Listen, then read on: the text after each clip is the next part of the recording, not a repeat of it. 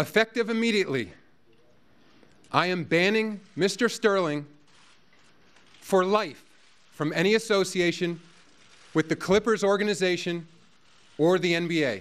As Commissioner Adam Silver delivered Donald Sterling's death sentence, player tweets began pouring in, one marquee player after another tweeting their support of Silver's ruling. Like I was stated before, there's no room in this game for an owner like that. He handled it the right way, and I'm so happy that he did that, and it's going to be a new day here in this city. This is an affront to everybody. We all should be outraged. Let's hope this is an opportunity for all of us as players, former players, as a league, as a community, to help educate and help take one step further to eradicating racism in our communities. The outrage against Sterling has been universal. The closest anyone has come to tapping the brakes on this tidal wave of media opinion was this tweet from Liberal comedian Bill Maher and this Monday soundbite from fellow NBA owner Mark Cuban. I think you've got to be very, very careful when you start making blanket statements about what people say and think as opposed to what they do.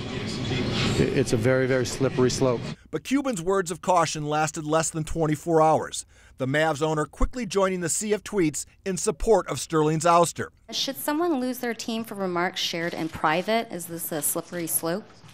Whether or not these remarks were initially shared in private, they are now public, and they represent his views. Now lost in the news of the day was this item. Earlier this month, the Golden State Warriors fired assistant coach Darren Erman. Turns out Erman was taping private conversations with players and coaches alike. Will the content of those tapes ever be revealed? And will this Donald Sterling ruling serve as a precedent for future NBA controversies?